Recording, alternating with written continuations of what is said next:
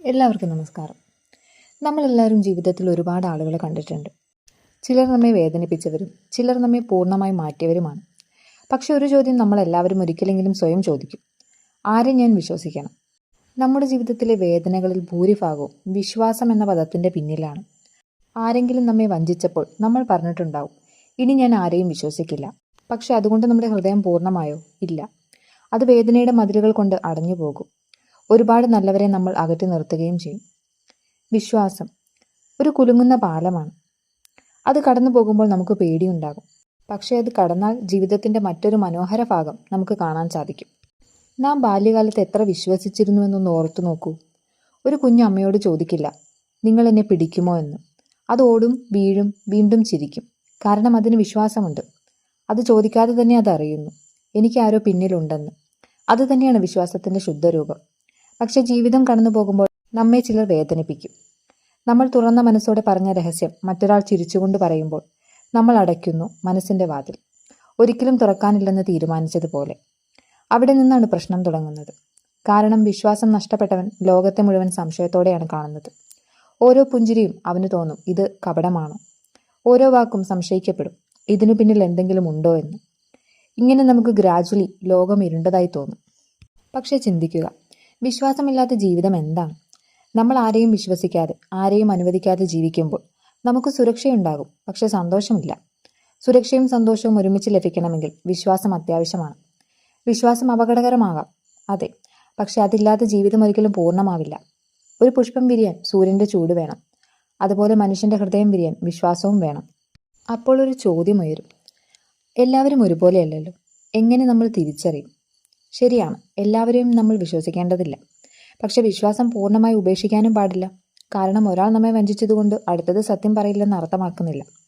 നമ്മൾ വിശ്വസിക്കേണ്ടവരെ തിരിച്ചറിയാൻ പഠിക്കണം. അത് ബുദ്ധിയുടെ ഒരു കലയാണ്, ഹൃദയത്തിൻ്റെ ശക്തിയാണ്. വിശ്വാസം കൊടുക്കേണ്ട സമയം, അളവ്, വ്യക്തി ഇവ മനസ്സിലാക്കുമ്പോൾ ജീവിതം ശാന്തമാകും. ഒരു കാര്യം ഓർത്തു നോക്കൂ, വിശ്വാസം കൊടുക്കുന്നത് ബലഹീനതയല്ല, അതൊരു ധൈര്യമാണ്.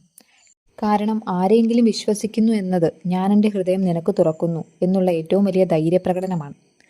അതുകൊണ്ട് വിശ്വാസം തകർന്നാലും അതിൽ നിന്നൊരു പാഠമെടുക്കുക.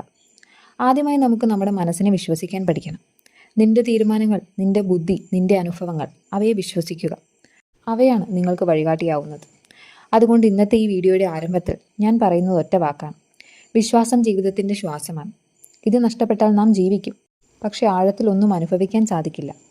അടുത്ത നിമിഷങ്ങളിൽ നമുക്ക് പഠിക്കാം ആളുകളെ എങ്ങനെ ശരിയായി വിശ്വസിക്കണം, ആരെ എത്രത്തോളം വിശ്വസിക്കണം, വിശ്വാസം എങ്ങനെ നിലനിർത്താം, വഞ്ചനയിൽ നിന്നും എങ്ങനെ സംരക്ഷിക്കാം തുടങ്ങിയ കാര്യങ്ങൾ. ഒന്നാമതായി, ഒരാളെ നമ്മൾ പൂർണ്ണമായി വിശ്വസിക്കുന്നതിന് മുൻപ് ചില കാര്യങ്ങൾ മനസ്സിലാക്കേണ്ടതുണ്ട്. നമ്മൾ പലപ്പോഴും മനുഷ്യരെ വിശ്വസിക്കുന്നത് അവരുടെ വാക്കുകൾ നോക്കിയാണ്.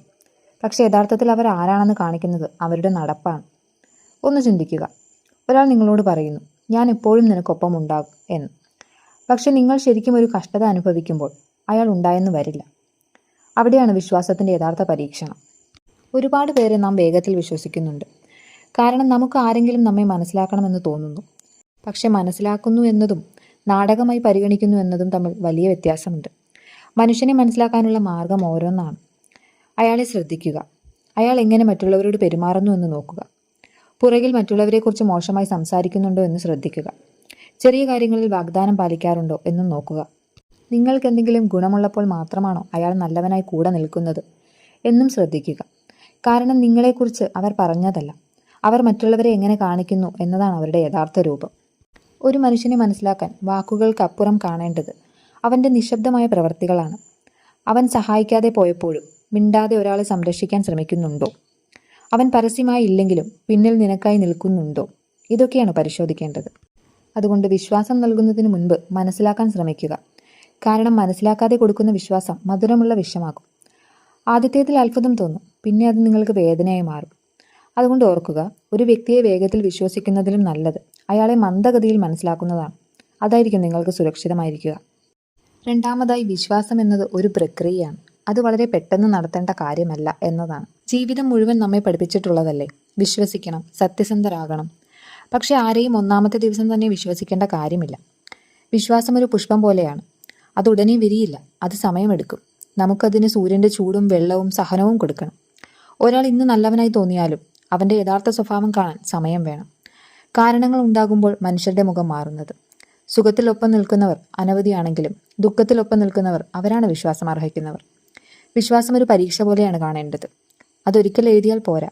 ഓരോ ദിവസവും ഓരോ സംഭവവും അതിൻ്റെ ചോദ്യപേപ്പറാണ്. ഒരാൾ വീണ്ടും വീണ്ടും സത്യസന്ധത തെളിയിക്കുമ്പോഴാണ് അവനെ നമ്മൾ വിശ്വസിക്കാൻ തുടങ്ങുന്നത്. എന്നാൽ പലപ്പോഴും നാം വേഗത്തിൽ വിശ്വസിക്കുന്നു. കാരണം നമുക്ക് അത്യാവശ്യമാകുന്നത് ഒരു സുരക്ഷാ ഭാവമാണ്. പക്ഷെ അപ്പോഴാണ് തെറ്റുകൾ നടക്കുന്നത്. അതിനാൽ നിങ്ങൾ ആരെയെങ്കിലും പരിചയപ്പെടുമ്പോൾ ഒരു കാലം നീളം അകലം സൂക്ഷിക്കുക. വാക്കുകൾക്ക് പകരം പ്രവർത്തികൾ ശ്രദ്ധിക്കുക. സമയം തന്നെയാണ് മികച്ച സത്യവും തുറന്നു കാട്ടുന്ന കണ്ണാടി. വിശ്വാസം വേഗത്തിൽ കൊടുത്താൽ അത് പൊട്ടാൻ വേഗമേറും.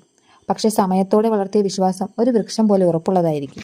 മൂന്നാമതായി ശ്രദ്ധിക്കേണ്ട കാര്യം വിശ്വാസം ഇരുവശത്തും ആകണമെന്നതാണ്. വിശ്വാസം ഒരു വശത്തായി മാത്രം നിലനിൽക്കുന്നുവെങ്കിൽ അത് ബന്ധമല്ല, അതൊരു ഭാരമാണ്.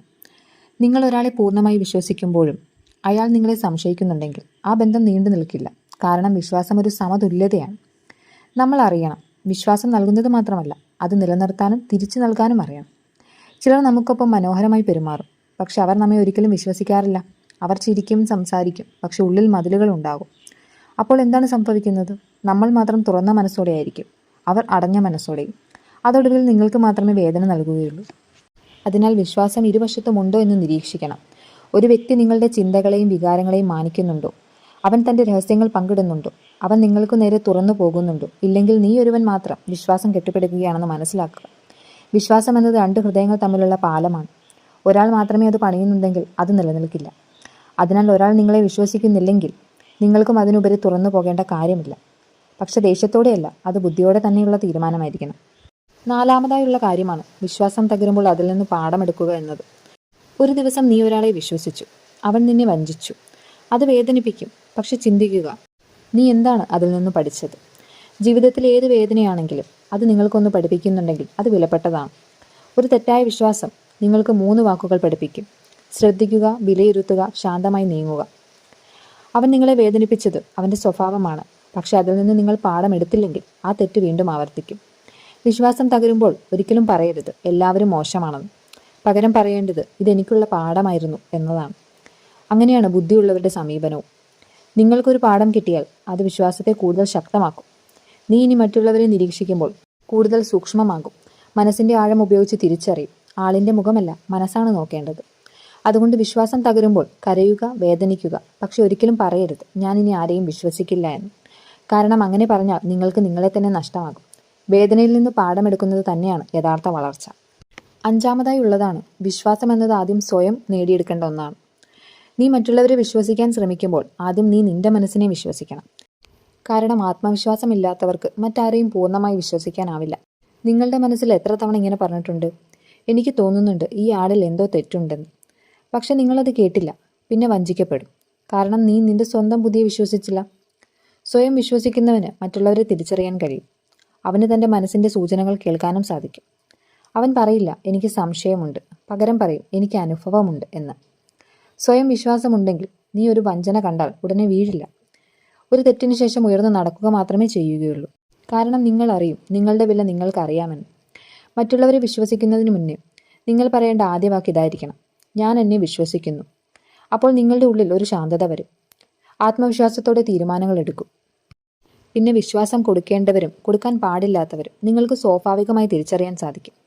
സ്വയം വിശ്വാസം എന്നത് ആത്മസ്നേഹത്തിൻ്റെ തുടക്കമാണ്.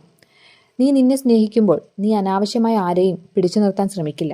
നിനക്ക് ബലമുണ്ടായിരിക്കും വിടാൻ, പക്ഷെ അതിലും മനസ്സിലെ ശാന്തത നഷ്ടമാകില്ല. അതിനാൽ എല്ലാ വിശ്വാസത്തിൻ്റെ അടിത്തറ ഒരൊറ്റ വാക്കിൽ ഒതുങ്ങുന്നു: സ്വയം വിശ്വാസം. അതുണ്ടായാൽ നീ ആരെയും ശരിയായ അളവിൽ വിശ്വസിക്കും. തെറ്റിച്ചാലും നീ തകർന്നു പോവുകയില്ല. ഇനി ഞാനൊരു കഥ കൂടി പറയാം. ഒരു ദിവസം ബുദ്ധനും അദ്ദേഹത്തിൻ്റെ ശിഷ്യന്മാരും ഒരു യാത്രയിലായിരുന്നു.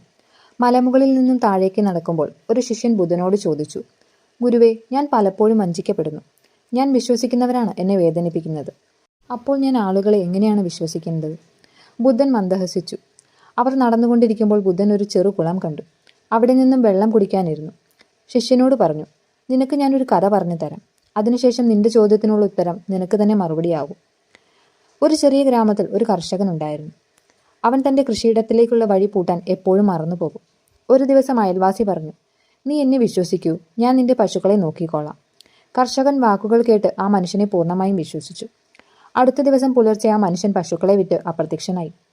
ബുദ്ധൻ ശിഷ്യനെ നോക്കിക്കൊണ്ട് പറഞ്ഞു, കർഷകന്റെ തെറ്റ് വിശ്വാസം കൊടുത്തതല്ല, മനസ്സിലാക്കാതെ കൊടുത്തതാണ്. വിശ്വാസം കൊടുക്കുന്നതിന് മുൻപ് നമുക്ക് മനുഷ്യനെ മനസ്സിലാകണം. അവർ വീണ്ടും നടന്നു. ശിഷ്യൻ ചോദിച്ചു, അവനെ മനസ്സിലാകണമെങ്കിൽ എത്ര കാലം എടുക്കും? ബുദ്ധൻ പുഞ്ചിരിച്ചു. ഒരു മരം കാട്ടിയിട്ട് പറഞ്ഞു, ഈ മരത്തിന്റെ പഴം രുചിക്കാൻ നീ വേരിൽ കുത്തുമോ? ശിഷ്യൻ പറഞ്ഞു, ഇല്ല, അത് സമയമെടുക്കും. അപ്പോൾ ബുദ്ധൻ വ്യക്തമാക്കി, അതുപോലെ തന്നെയാണ് വിശ്വാസം. അത് സമയത്തോടെയാണ് വളരേണ്ടത്. വേഗത്തിൽ കൊടുത്താൽ അത് നശിക്കും. മനുഷ്യരെ വാക്കുകൾ കൊണ്ടല്ല, സമയത്തോടെയുള്ള പ്രവൃത്തികൾ കൊണ്ടാണ് മനസ്സിലാക്കേണ്ടത്. അവർ പിന്നെ ഒരു ഗ്രാമത്തിലെ കിണറിന് സമീപം എത്തിയപ്പോൾ ബുദ്ധൻ പറഞ്ഞു, അതിൽ നിന്ന് വെള്ളമെടുക്കൂ. ശിഷ്യൻ കിണറ്റിൽ കയറാൻ ശ്രമിച്ചു. പക്ഷെ കിണറിനൊരു പാളം മാത്രമായിരുന്നു ഉണ്ടായിരുന്നത്. അത് ചായുന്നത് പോലെ തോന്നിയപ്പോൾ ബുദ്ധൻ പറഞ്ഞു, നിനക്ക് കിണറ്റിൽ നിന്ന് വെള്ളം കിട്ടുന്നുണ്ടോ? ശിഷ്യൻ പറഞ്ഞു, ഇല്ല ഗുരുവേ, അതിന് മറുവശത്ത് ഒരു പിന്തുണ വേണം. അപ്പോൾ ബുദ്ധൻ വ്യക്തമാക്കി, അതാണ് വിശ്വാസം. ഇരുവശത്തും നിൽക്കുന്ന ശക്തിയാണ് വിശ്വാസം. ഒരു ഭാഗം മാത്രം ഉറപ്പായാൽ പാലം തകർന്നു പോകും. അതിനാൽ വിശ്വാസം ഒരു ബന്ധമാണെങ്കിൽ അതിൽ രണ്ടുപേരും അതിനെ സംരക്ഷിക്കണം. വഴി തുടർന്നു. മഴ പെയ്തു തുടങ്ങി. അവർ ഒരു കുടിലിൽ തങ്ങുകയായിരുന്നു. അവിടെ ഒരു വൃദ്ധസ്ത്രീ ഉണ്ടായിരുന്നു. അവൾ ബുദ്ധനോട് പറഞ്ഞു, എൻ്റെ മകൻ എൻ്റെ എല്ലാ സമ്പത്തും എടുത്തുകൊണ്ടുപോയി. ഇനി ഞാൻ ആരെയും വിശ്വസിക്കില്ല. അപ്പോൾ ബുദ്ധൻ അവളോട് ചോദിച്ചു, നിന്റെ കൈ പൊട്ടിയാൽ നീ അതിനെ മുറിച്ചു കളയുമോ? ആ വൃദ്ധ ഞെട്ടി. അവൾ പറഞ്ഞു, ഇല്ല ഗുരുവേ, ഞാൻ അതിനെ ശുശ്രൂഷിക്കും. അപ്പോൾ ബുദ്ധൻ വ്യക്തമാക്കി, വിശ്വാസം തകരുമ്പോൾ അതിനെ കൊല്ലരുത്, അതിനെ ശുശ്രൂഷിക്കുക, അതിൽ നിന്നും പാഠമെടുക്കുക. പക്ഷെ നിന്റെ ഹൃദയം നീ അടയ്ക്കരുത്. അവളുടെ കണ്ണുകളിൽ വെള്ളം നിറഞ്ഞു. ശിഷ്യൻ അത് നോക്കി നിശബ്ദനായി. അവൻ മനസ്സിലാക്കി, വേദനയിൽ നിന്ന് പാഠമെടുക്കുന്നത് തന്നെയാണ് ബുദ്ധിയുടെ അടയാളം. അങ്ങനെ മഴ അവസാനിച്ചു. ബുദ്ധനും ശിഷ്യനും വഴിയിറങ്ങി നടക്കാൻ തുടങ്ങി. ബുദ്ധൻ പറഞ്ഞു, ഇപ്പോൾ ഞാൻ നിന്നോട് അവസാനമായൊരു ചോദ്യം ചോദിക്കാം. നീ നിന്റെ മനസ്സിനെ വിശ്വസിക്കുന്നുണ്ടോ? ശിഷ്യൻ പറഞ്ഞു, കുറച്ചു സമയങ്ങളിൽ എനിക്കതിന് സാധിക്കാറില്ല. അപ്പോൾ ബുദ്ധൻ വ്യക്തമാക്കി, അതാണ് നിന്റെ എല്ലാ വേദനകളുടെയും ഉറവിടം. മറ്റുള്ളവരെ വിശ്വസിക്കുന്നതിന് മുൻപ് ആദ്യം സ്വയം വിശ്വസിക്കാൻ പഠിക്കണം. നീ നിന്റെ ഹൃദയത്തെ വിശ്വസിച്ചാൽ നിന്റെ ബുദ്ധി നിനക്ക് മുന്നറിയിപ്പുകൾ നൽകും. നിന്റെ മനസ്സിന്റെ ശബ്ദം കേട്ടാൽ നീ തെറ്റായവരിൽ നിന്ന് കുടുങ്ങുകയില്ല. വിശ്വാസം സ്വയം നിന്നാണ് തുടങ്ങുന്നത്. നീ നിന്നെ മനസ്സിലാക്കുമ്പോൾ നീ മറ്റുള്ളവരെയും ബുദ്ധിയോടെ വിശ്വസിക്കും. അപ്പോൾ ശിഷ്യൻ ചോദിച്ചു, അപ്പോൾ വിശ്വാസം എന്നത് എന്താണ് ഗുരുവേ? ബുദ്ധൻ മന്ദഹസിച്ചുകൊണ്ട് പറഞ്ഞു, വിശ്വാസം ഒരു കണ്ണാടിയാണ്. അത് നിനക്കുള്ളിലുള്ള വിശ്വാസം പ്രതിഫലിപ്പിക്കുന്നു. നിനക്ക് മനസ്സിൽ സംശയം നിറഞ്ഞാൽ ലോകം മുഴുവൻ സംശയാസ്പദമാകും. പക്ഷെ നിന്റെ മനസ്സിൽ ശാന്തമായ വിശ്വാസമുണ്ടെങ്കിൽ ലോകം അത്ഭുതകരമായ മനുഷ്യരെ നിനക്ക് കാണിക്കുകയും ചെയ്യും. ബുദ്ധന്റെ വാക്കുകൾ ശിഷ്യന്റെ മനസ്സിൽ മുഴങ്ങിക്കൊണ്ടേയിരുന്നു. വിശ്വാസം നൽകുന്നതിന് മുൻപ് മനസ്സിലാക്കണം. അത് സമയമെടുക്കും. ഇരുവശത്തും വളർത്തണം. തകരുമ്പോൾ അതിൽ നിന്ന് പാഠമെടുക്കണം. എന്നിട്ടും എല്ലാത്തിനും മുൻപ് സ്വയം വിശ്വസിക്കണം. ശിഷ്യൻ തലകുനിച്ച് മന്ദഹസിച്ചു. ആ വാക്കുകൾ അവന്റെ ജീവിതം മുഴുവൻ മാറ്റിയെടുക്കുകയും ചെയ്തു. വീഡിയോ ഇഷ്ടമായെങ്കിൽ ലൈക്ക് ചെയ്യുകയും സബ്സ്ക്രൈബ് ചെയ്യുകയും ചെയ്യുക. വീണ്ടും അടുത്ത വീഡിയോയിൽ കാണാം. നന്ദി.